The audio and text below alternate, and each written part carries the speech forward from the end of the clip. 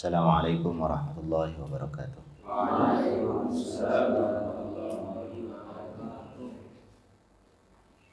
Bismillahirrahmanirrahim. Ila hadratin Nabi Mustafa Sayyidina Maulana Muhammadin sallallahu alaihi wasallam wa alihi wa sahbihi wa azwajihi wa sa'ir ikhwanihi wa abaihi min al-anbiya wal mursalin wa tabi'in wa tabi'in tabi'in wa man tabi'ahum bi ihsan ila yaumil wa li arwahi abaina wa ummahatina wa ajdadina wa ajdatina wa masyayikhina wa masyayikhi masyayikhina wa khususan masyayikhi ma'adil al-ihsan wa ridwan wa sa'ir ulama ila amri makhlusin wa ila muqarrabin li syayikhna Hashim Asy'ari syairulillahi wa lahum al-fatihah. A'udzu billahi minasyaitonir rajim. Bismillahirrahmanirrahim. Iyyaka na'budu wa iyyaka nasta'in ihdinas siratal mustaqim siratal ladzina an'amta 'alaihim ghairil maghdubi 'alaihim waladdallin.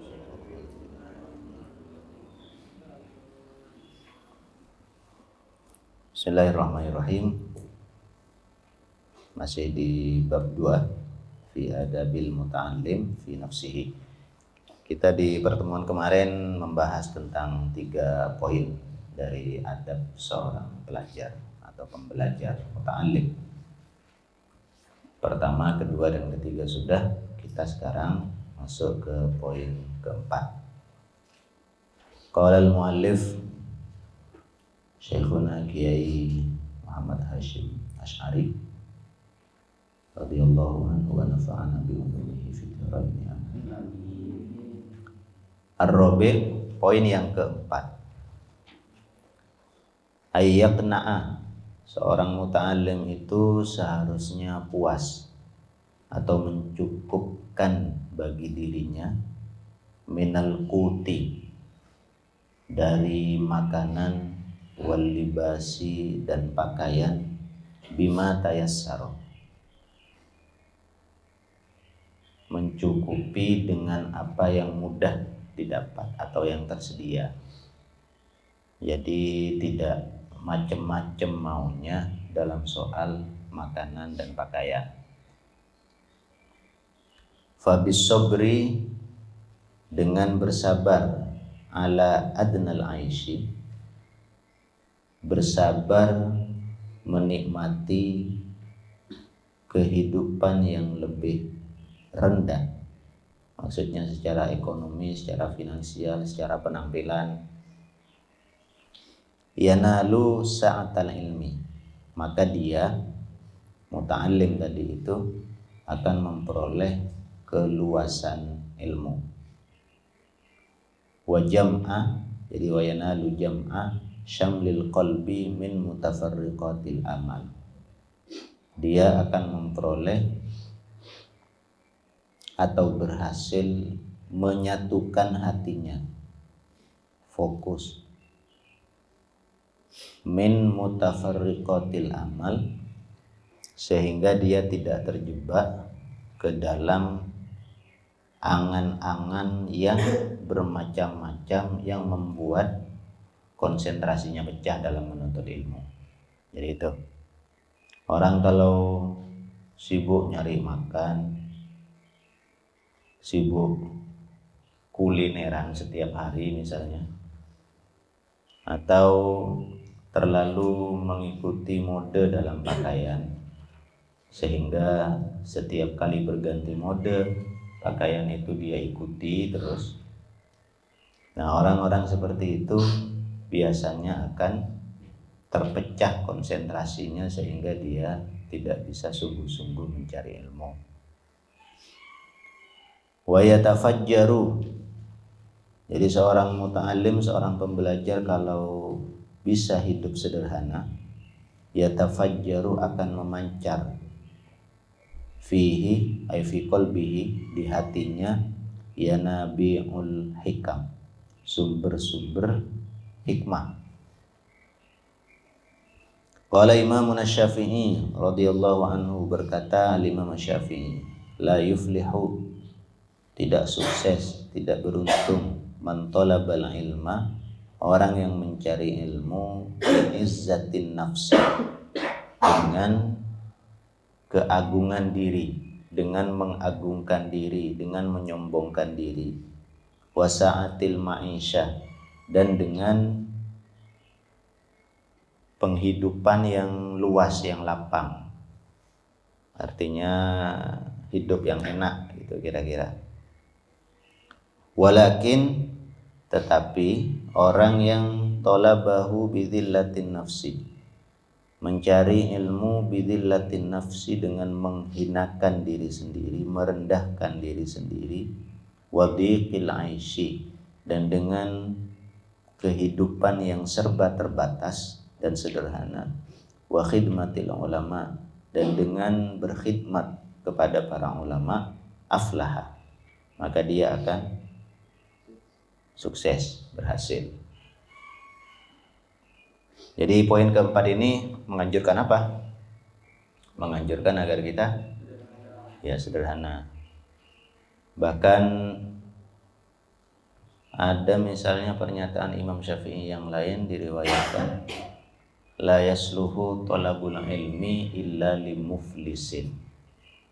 Thalabul ilm itu tidak sesuai, tidak cocok kecuali bagi muflis. Apa muflis itu? Orang yang bangkrut, orang yang tidak punya uang.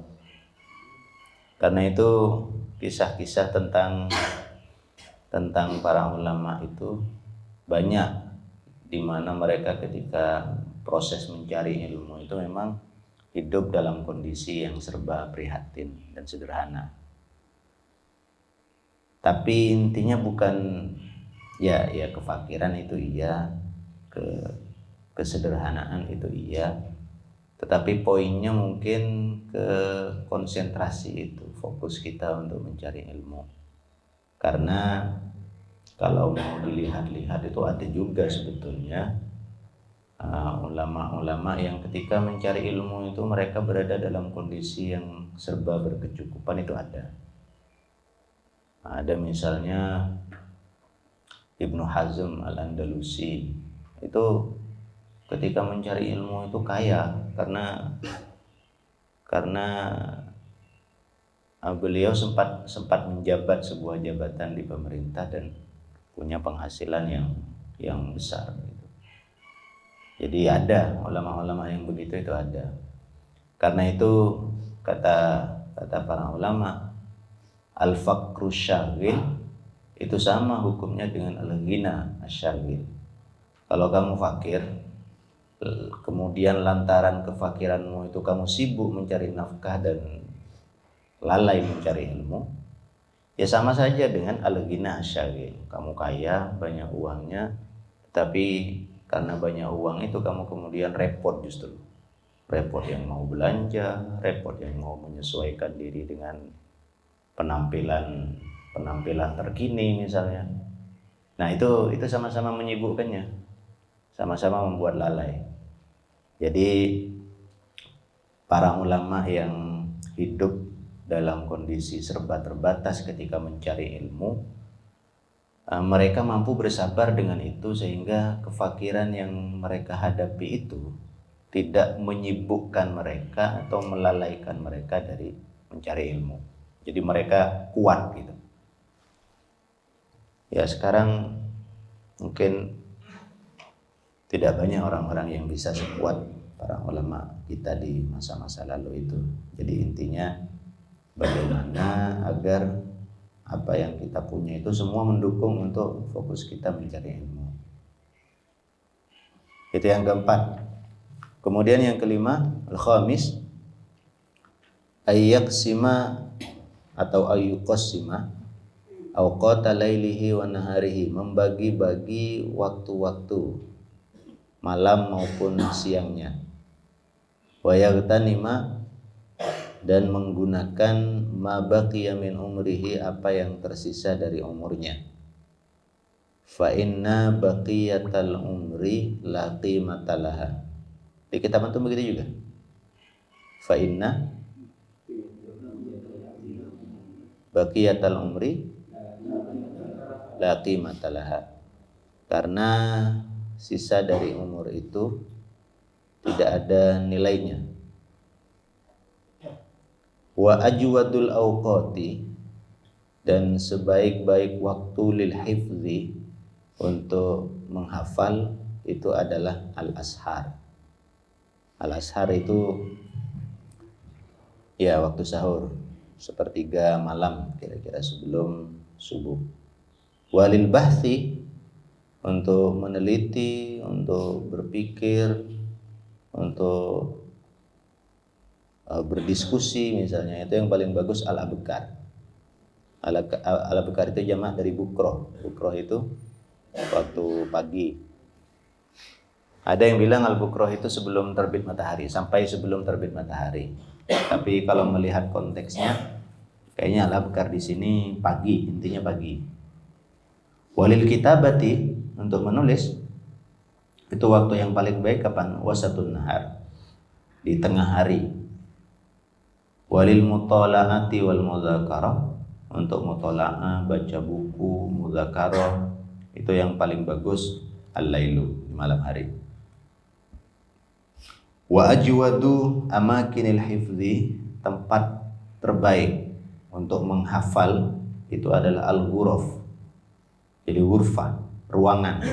Jadi menghafal itu kata Kiai Hasyim Asy'ari yang paling baik itu dilakukan di dalam ruangan. Wa kullu maudhi'in ba'idin anil mulhiyat, atau di tempat manapun, yang penting tempat itu jauh dari hal-hal yang bisa melalaikan. Wala yahsunul hifdzu, dan menghafal itu tidak baik di tempat-tempat tertentu, seperti bi hadratin nabat, di depan tumbuh-tumbuhan, di dekat tumbuh-tumbuhan, di dekat pohon misalnya. Wal khudrah, atau di dekat tempat-tempat yang hijau, tidak bagus kata Kiai Hasyim Asy'ari. Wal anhar, atau di dekat sungai. Wa dhajijil aswad, atau di tengah-tengah suara yang bising. Tapi intinya ya kalau milih tempat itu ya sesuai dengan selera juga sebetulnya. Kalau sekarang kan mungkin banyak orang-orang yang misalnya pondok-pondok tahfidz itu banyak yang didirikan di tempat-tempat yang sejuk, punya pemandangan yang indah. Menghafalnya mungkin kita di tengah-tengah kehijauan alam, itu kan banyak pondok tahfidz yang begitu sekarang. Dan intinya ya bagaimana agar pemandangan yang indah itu tidak membuat kita ya tidak mengalihkan perhatian kita atau fokus kita dari kegiatan belajar atau menghafal tersebut. As-sadis yang keenam, ayyuqallilal akla wasyurba. Ini agak susah bagi anak muda ini. Menyedikitkan makan dan minum. Fa inna syib'a, karena kenyang itu yamna'u minal ibadati, bisa mencegah kita dari ibadah, wa yuthqilul badana, dan memberatkan badan. Wa min fawaidi qillatil akli, sebagian dari faedah-faedah sedikit makan itu sihatul badan yang sehat, wa daf'ul amradil badaniyah, dan mencegah penyakit-penyakit badan. Fa inna sababaha, karena sesungguhnya sebab dari penyakit-penyakit tersebut hanya itu kembali kepada al-amrad, kasratul akli wa kasratul syurbi, banyak makan dan banyak minum. Kama qila, sebagaimana disebutkan dalam sebuah syair, fa innad da'a aktsaru ma tarahu yaqulu minat ta'ami wasyarabi. Penyakit itu sebagian besar dari yang kamu lihat itu berasal dari makanan dan minuman. Wasihatul qulubi minat tughyani wal batari. Jadi salah satu faedah dari sedikit makan itu juga sehatnya hati, selamatnya hati dari tughyan wal batar. At-tughyan itu artinya mujawazatul had, melampaui batas. Jadi orang kalau terbiasa lapar itu, dia terlatih untuk tidak melampaui batas.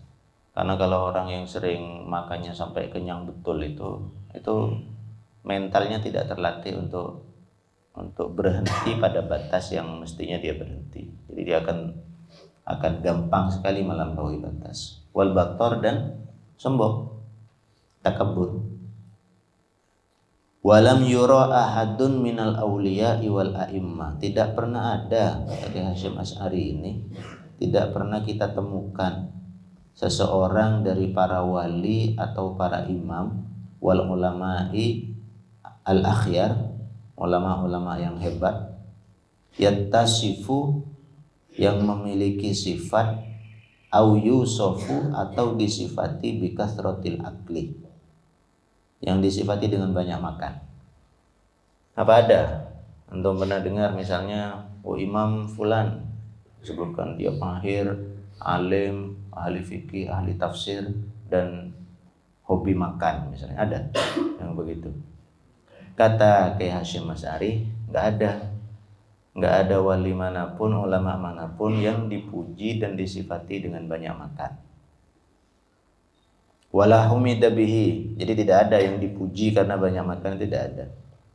Wa innama tuhmadu, jadi wa innama tuhmadu kasratul akli, banyak makan itu dipuji hanya untuk siapa? Minad dawabi, binatang-binatang, allati la ta'qil, yang tidak berakal, wa tursadu lil amal, tursad artinya tuhayya, yang disiapkan memang untuk bekerja. Jadi kalau ada orang yang suka dipuji karena banyak makan, fa innahu bimanzilati ad-dawab, yaitu jadi itu tentang akal wasyurub. As-sabi', yang ketujuh, ayu akhidha nafsahu fi kitabikum, yu'akhid juga. Nah, ayu akhid itu biasanya dipakai dalam arti yu'akib, menghukum. Rabbana la tu'akhidna. Nah, bisa kalau pakai ya'khudh, ayyakhudha nafsahu, itu bisa berarti yulzim. Yulzim itu artinya mewajibkan atas dirinya, melazimkan atas dirinya. Bil wara'i, untuk memiliki sifat wara'. Apa artinya wara' itu? Menjauh dari yang haram. Yang haram. Kalau zuhud, agak memang istilah itu agak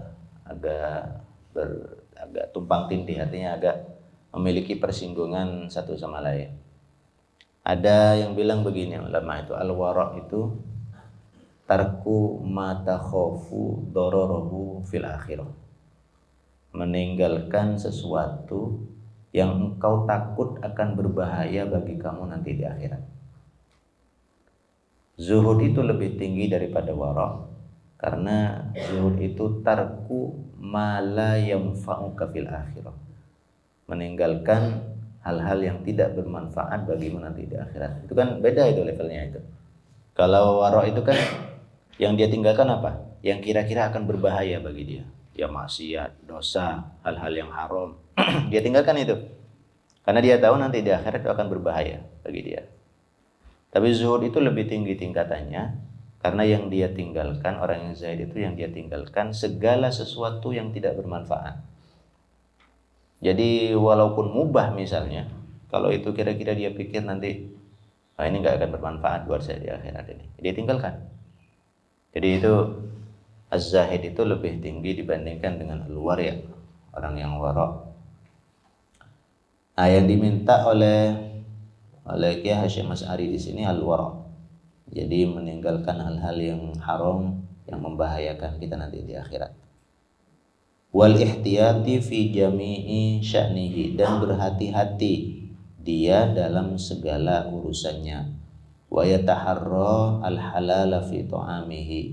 Yataharra artinya yatlubu, mencari hal-hal yang halal fi ta'amihi, di makanannya, wa syarabihi minumannya, wa libasihi pakaiannya, wa maskanihi tempat tinggalnya, wa fi jami'i ma yahtaju ilaihi dan dalam segala sesuatu yang dia butuhkan. Tujuannya apa?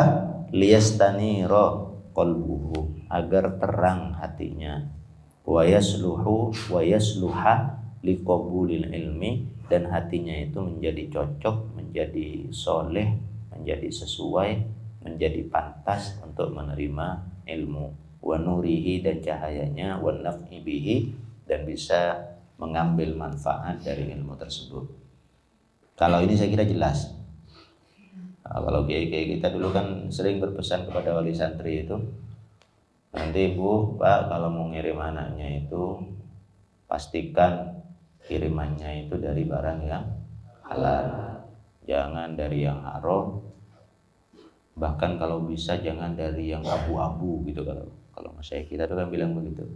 Artinya yang syubhat, yang kira-kira punya potensi untuk menjadi haram, jangan dikirim kepada anak sampean gitu. Nah, jadi kesadaran seperti itu saya kira adalah kesadaran yang umum di kalangan para ulama kita, karena mereka meyakini bahwa barokah ilmu, nurnya ilmu itu tidak akan dicapai, diperoleh oleh orang-orang yang sumber apa yang dia miliki berasal dari hal yang haram. Wa yanbaghi lahu ayyastamila, dan dia seorang thalibul ilm, seorang muta'allim itu yang bagi lahu ayyastamila, menggunakan ar-rukhas. Ar-rukhas itu jamak dari rukhsah, fi mawadhi'iha, pada tempat-tempatnya yang sesuai, indal hajati ilaiha, jika dia membutuhkan rukhsah tersebut, wa wujudi sababiha, dan ketika memang sebabnya itu ada.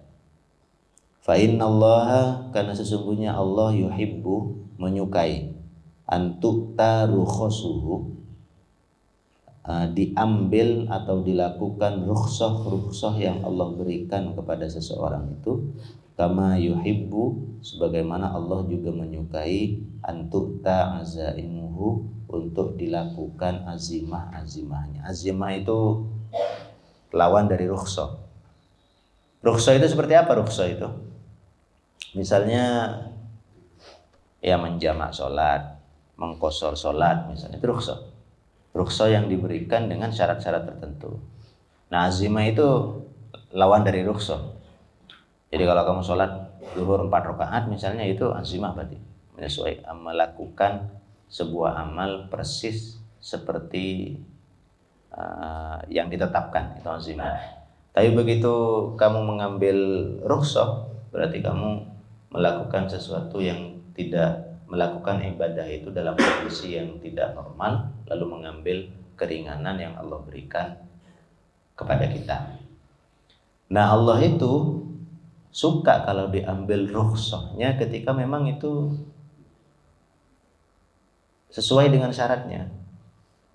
Jadi kalau kamu dalam perjalanan, kemudian dan perjalanan itu membolehkan kamu untuk menjamak dan mengqashar sholat, lalu tidak ada halangan untuk melakukan jamak dan qashar itu, kamu kemudian sok-sokan, saya mau 4 rakaat saja, saya tidak mau jamak, itu sebetulnya sesuatu yang tidak disukai, karena Allah berikan kamu dispensasi, berikan kamu keringanan, tapi tidak kamu gunakan keringanan tersebut.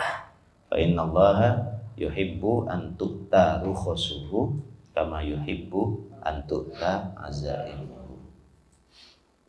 Oke, sampai di situ aja. Kita lanjut di pertemuan depan di poin yang ke-8. Amin.